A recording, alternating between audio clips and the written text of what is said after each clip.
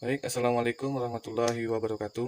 Saya Khairil Hafiz Ajmi, NIM 2521, ingin melanjutkan presentasi ilmu pendidikan sebagaimana yang telah disampaikan oleh teman-teman saya sebelumnya. Ada beberapa definisi ilmu pendidikan, dan poin yang kelima atau pengembangan pendidikan. Pengembangan pendidikan ini ialah suatu usaha untuk mewujudkan suatu suasana pembelajaran dan perkembangan diri baik secara fisik maupun non-fisik yang dapat diterapkan di kehidupan berkeluarga, bermasyarakat, berbangsa, ataupun bernegara. Jadi perkembangan pendidikan ini yaitu perkembangan pembelajaran baik secara fisik maupun non-fisik yang bisa diterapkan di dalam kehidupan berkeluarga, bermasyarakat, bernegara, maupun berbangsa. Dan pendidikan juga terbagi menjadi dua, yaitu pendidikan non-formal dan pendidikan formal. Adapun pendidikan non-formal, yaitu meliputi pendidikan dasar dan pendidikan lanjutan. Pendidikan dasar mencakup pendidikan keaksaran dasar, ataupun keaksaran fungsional dan keaksaran lanjutan paling banyak. Paling banyak yang ditemukan dalam pendidikan usia dini, yaitu biasa disebut dengan PAUD. Tambahan pendidikan yaitu pendidikan TVA atau Al-Quran. Dan pendidikan lanjutan yaitu pendidikan lanjut usia, seperti pembelajaran suluk, pengajian kampung, dan lain sebagainya. Dan jenis pendidikan yang kedua yaitu pendidikan non-formal. Pendidikan non-formal adalah jalur pendidikan keluarga dan lingkungan, terbentuk kegiatan belajar secara mandiri.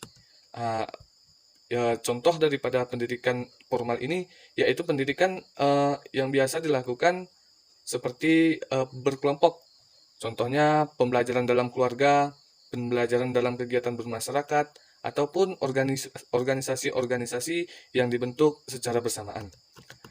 Adapun dua faktor yang mempengaruhi kualitas pendidikan khususnya di Indonesia, yaitu faktor yang pertama ialah faktor internal, meliputi jajaran dunia pendidikan baik di Departemen Pendidikan Nasional, Dinas Pendidikan Daerah, dan juga sekolah yang berada di garis depan.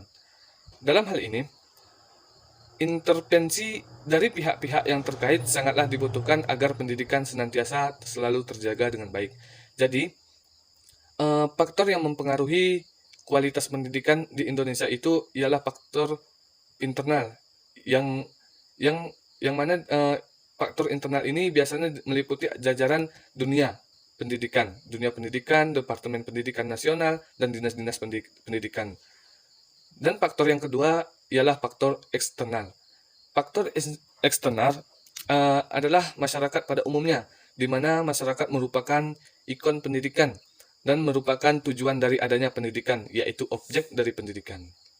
Baiklah, kesimpulan yang dapat kita ambil dari presentasi kami kali ini ialah ilmu pendidikan.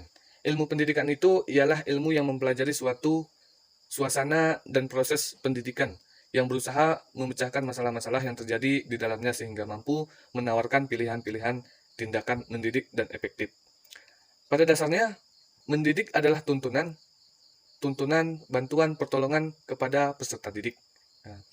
Dan pendidikan itu kebalikan daripada tuntunan, bantuan, pertolongan tersebut. Dalam pengertian, memberi tuntunan telah tersimpun suatu dasar pengakuan bahwa pihak yang diberi tuntunan memiliki daya atau potensi untuk berkembang. Potensi ini secara berlangsung ansur tumbuh dan berkembang dari dalam diri seorang yang dia beri tuntunan. Sekian, terima kasih. Wassalamualaikum warahmatullahi wabarakatuh.